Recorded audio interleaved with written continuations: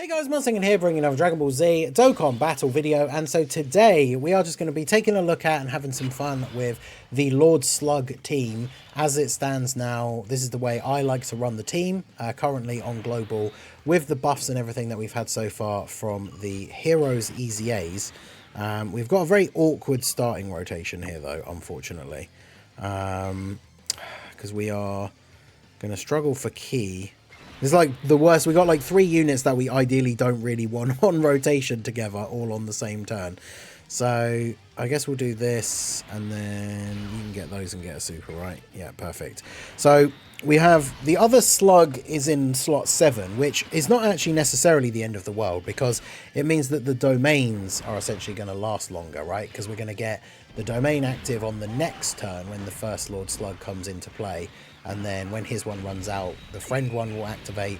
Well, it'll actually be my one, because I think I don't know if everyone knows this at this point, but the friend unit can't be in slot 7. So if one of your leaders is in slot 7, it will be your one. So, which is good, because mine's 55% and the friend's rainbow. So we'll get the friend one out first.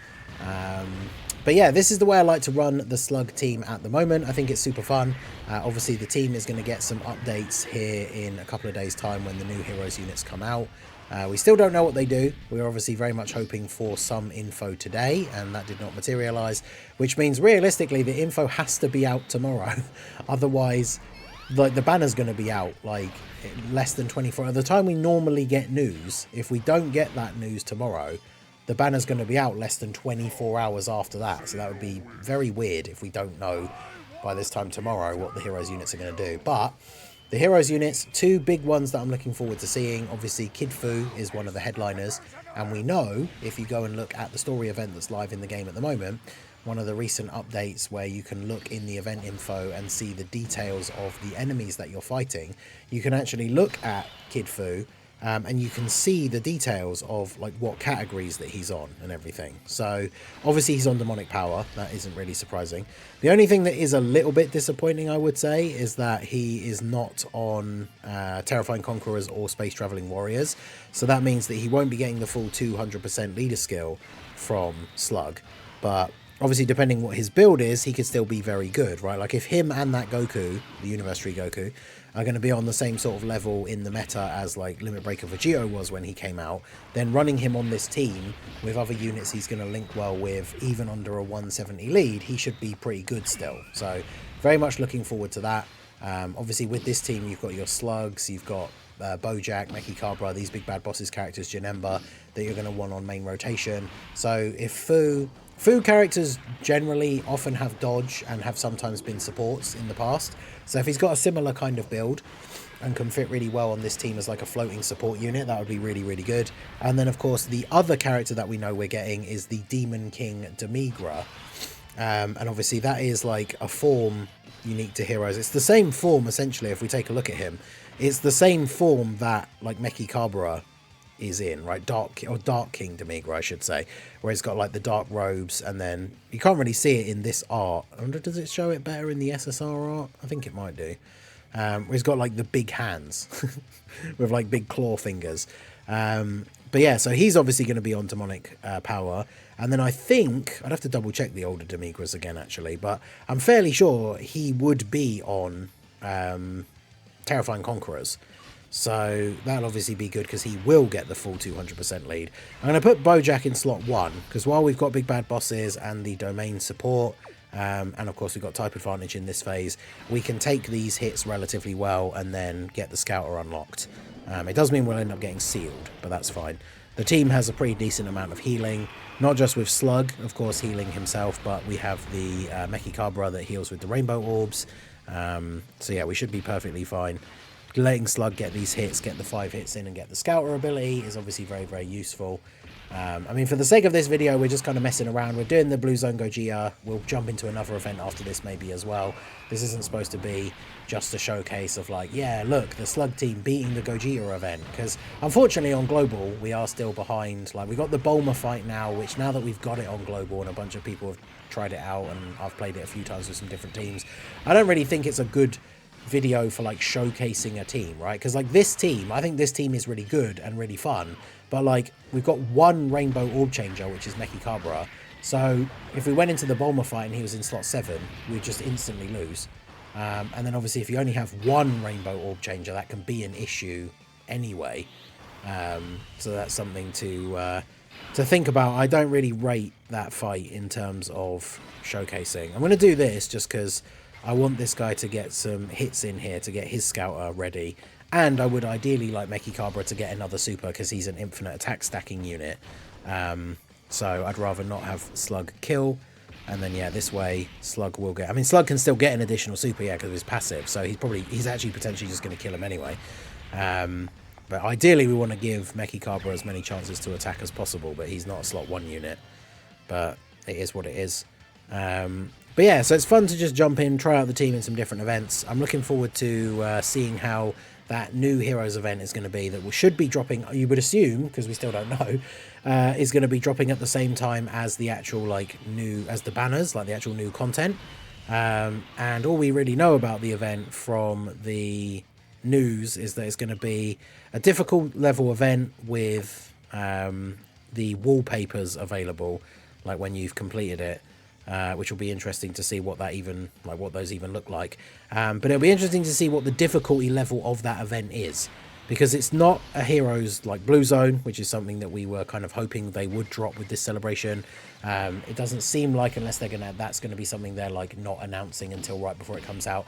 There's not a new like set of stages for the existing Heroes Red Zone, so that stage feels like it's going to be the main event for this celebration that is like the end game level content. Now, to be fair, if I remember rightly, the last 2 years with the Heroes celebration, we've only gotten like 3 Red Zone stages, and they weren't like super hard, right? They weren't like, okay, this is like the new hardest fight in the game.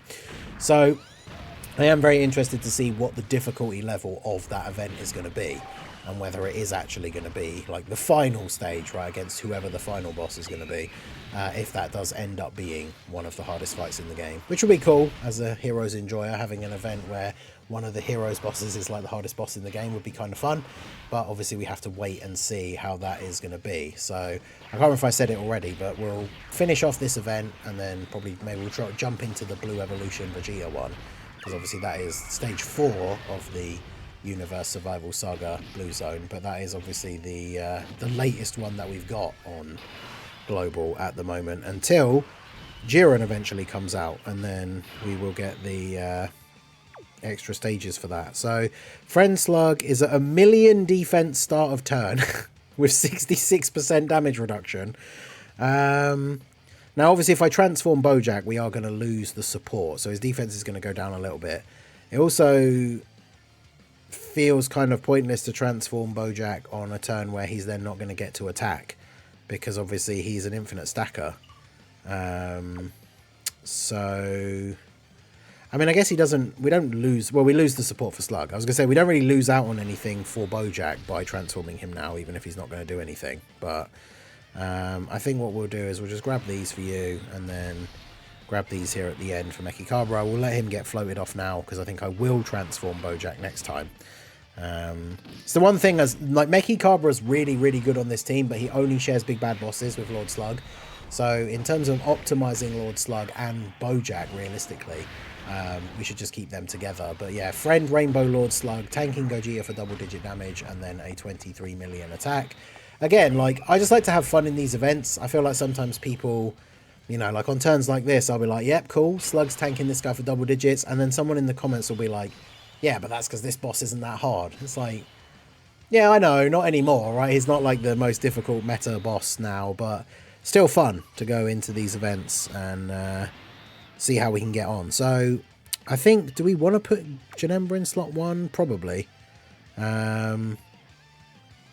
Is it a key? Does he have a Key Blast super attack? I can't remember. You can't see from like this thing, can you?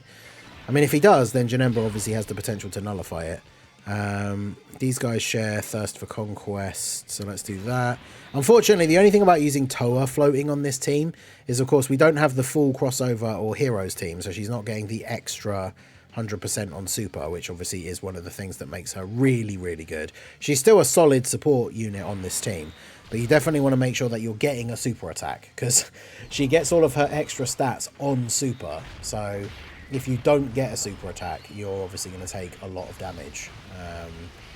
But yeah, Janemba, 210k. I wonder in this scenario whether SLUG is better in slot 1, because they had relatively similar defense, but SLUG has 66% damage reduction, so maybe he does tank better in that slot. I don't know. Obviously after supering he's going to tank really, really well. I mean, my SLUG is only 55%.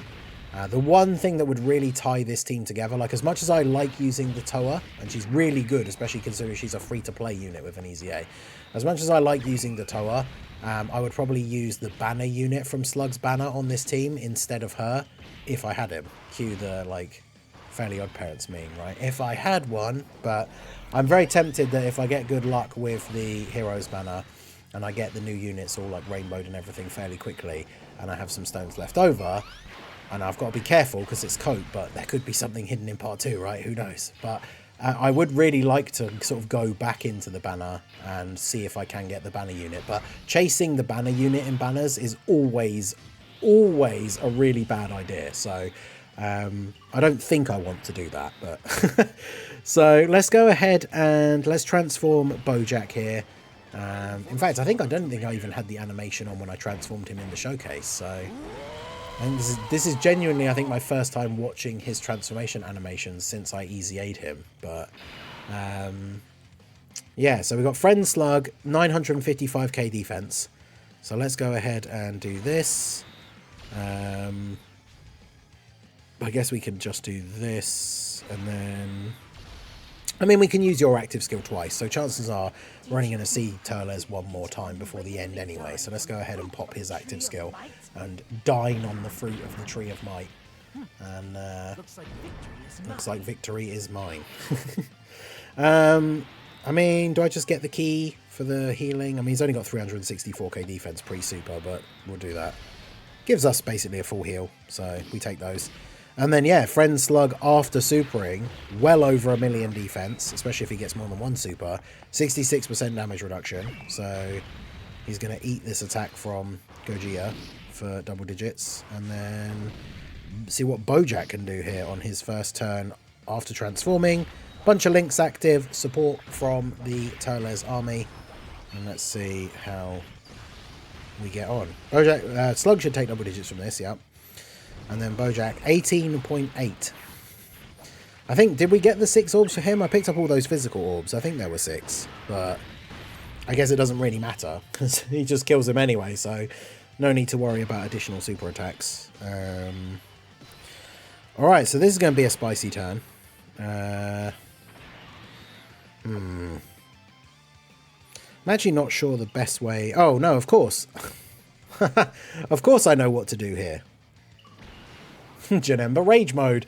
So, yeah, Janemba, obviously very effective on the team, not just for what he brings to the team defensively and offensively during the course of a normal turn, but yeah, he has the Rage Mode, which, when it comes to this fight specifically, is really, really good. Like, it cancels out super attacks, as we know, giant forms and rage modes, right? If the boss supers you during a giant form or a rage mode, they then won't be supering you once you come out of it. But that also applies to special abilities like healing and AoEs. So we get into this last phase. It's like, well, this looks like a spicy turn. Super attack in slot 1 and then an AoE in slot 2. It'd be a real shame if someone on our team used an ability that completely negated his ability to do that, wouldn't it? So obviously we've got type disadvantage here, so unless we're critting, we're not going to be doing damage. But look at Janemba. Actually, I think, does he crit in his rage form automatically? No. Or at least not on normals he doesn't, that's for sure. Yeah. No, Janemba dodge. You gotta love the dodge in modes where you're invincible. My favourite.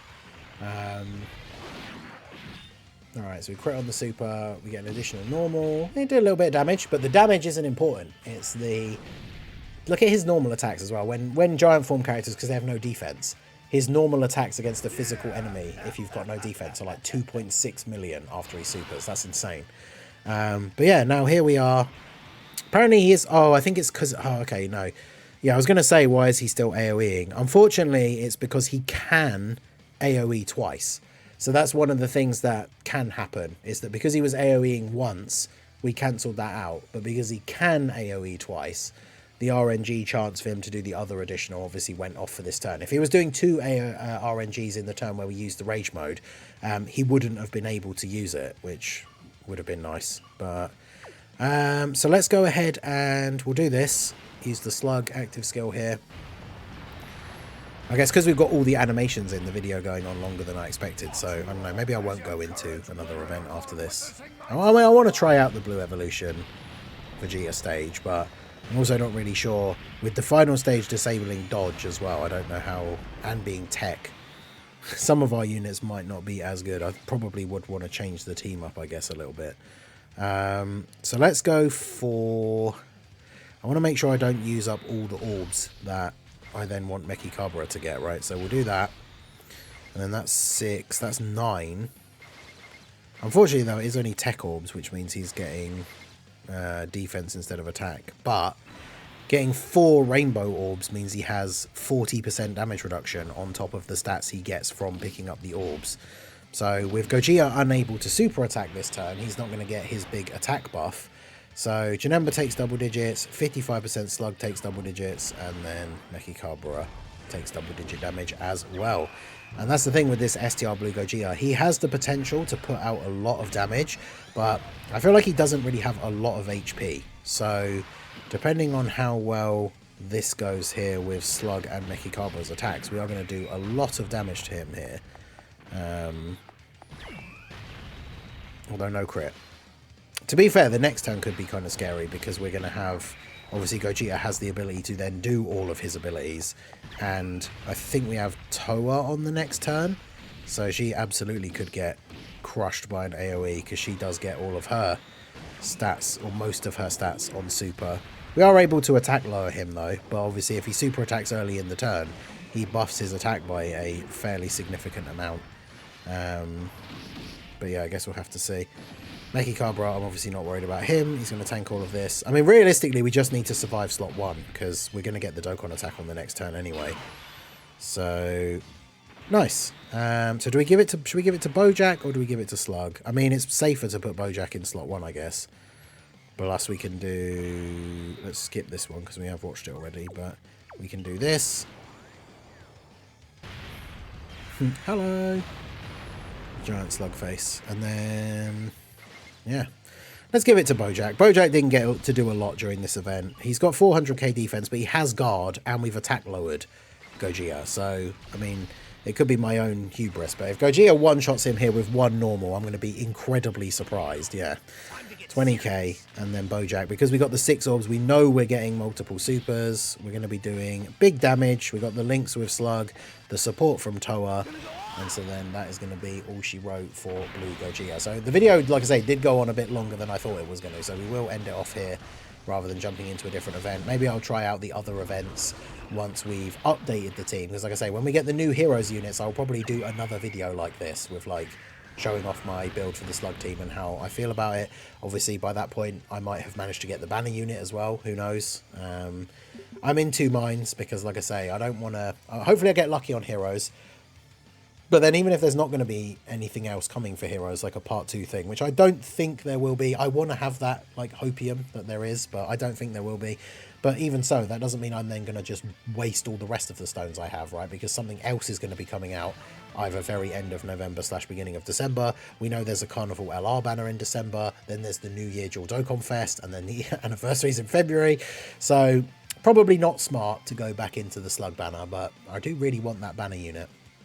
But yeah, let me know what you guys think of Lord Slug's team. How do you feel about it now with the build? Did you summon for him? How are you running the team? And what are you looking forward to when it comes to Kid Fu and the Dark King Mechikabra? Let me know, or sorry, I should say Dark King Demigra. Dark King Mechikabra is on the team and he's a goat. But yeah, let me know what you guys think down below in the comment section. So that is going to be it for the video, guys. This has been the Masked Ningen. Smash that like button, subscribe to the channel if you are new. Check out the links down below, and I will see you all again soon. Have a good one.